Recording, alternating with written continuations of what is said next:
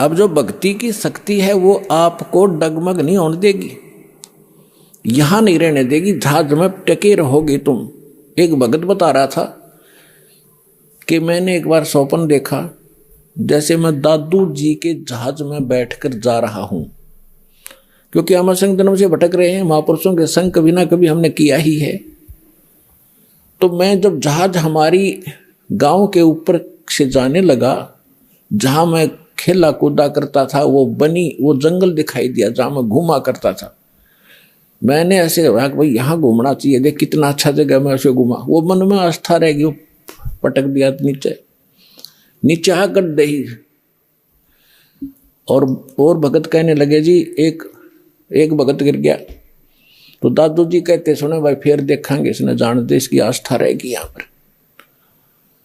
तो उस बात से भी ये प्रमाणित होता है कि ये भक्ति आपको उस जहाज में या शक्ति डाटी नहीं हटेगी, आपको टिका कर रखेगी, यहाँ से आस्था हटेगी और उसमें सहयोग मिलेगा भक्ति का।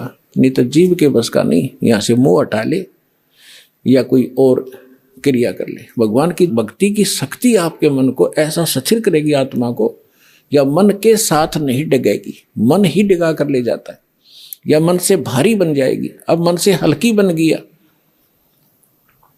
क्योंकि भक्तिहीन हो चुके हैं हम, अपने सारे पुण्य नाश कर चुके हैं। अब आपको नए सिरे से चार्ज किया जा रहा है, 5 यज्ञ कराई जा रही है। यहाँ पर जो प्रोसेस है भक्ति का कंप्लीट यहाँ से अब शुरू हो रहा है। और ये कभी चौथे युग में, कलयुग में आपको ये प्राप्त हुआ था, क्योंकि आप गए नहीं, वापस रह गए, 83 लाख योनि के दुख भी भोग दिए, फिर भी आस्था मन में रहेगी आपके। तो अब फिर चूक गए, फिर न जाने असंख्य जन्मों के बाद ये दाव लगेगा जो बिचली पीढ़ी का अब लगा है आपका। मनुष्य जीवन भक्ति में आस्था, और ये दास मिल गया सतगुरु रूप में, और भगवान की भक्ति सही मिल गया आपको। ये सारे नंबर असंख्यों जन्मों के बाद आपका दाव लग गया है, ये आम बात मत समझना। और ये ज्ञान कोई डूम बांट के बताए गीत नहीं है, ये समर्थ का दिया हुआ ज्ञान दास आपको आगे टेलीकास्ट कर रहा हूं, मेरा इसमें कोई रोल नहीं है। एक टेप रिकॉर्डर समझ लो, परमात्मा का ज्ञान एज इट इज महापुरुषों की वाणी रिकॉर्ड की आपको सुना रहा हूं, अपनी तरफ से कुछ नहीं मिला रहा हूं।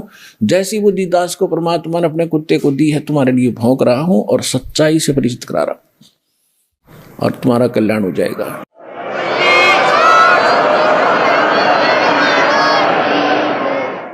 और इसको दृढ़ता से मान लेना, दास जो वचन कहे उसको फाइनल समझ लेना,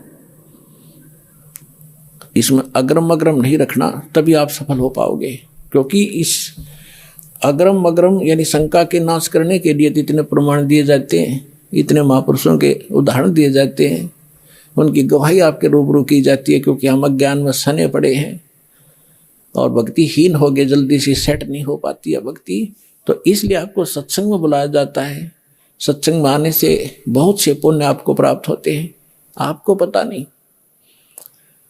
अब माता पिता बच्चों को कभी कोई चीज़ खिलाती है, कभी कोई खिलाती है, कोई विटामिन के खिलाती है, तो क्यों खिलाते हैं? ताकि इसका शरीर स्वस्थ रहे और जल्दी युवा हो। तो ये सब साधन आपको इस आत्मा को दृढ़ करने के लिए, मजबूत बनाने के लिए ये करवाए जा रहे हैं।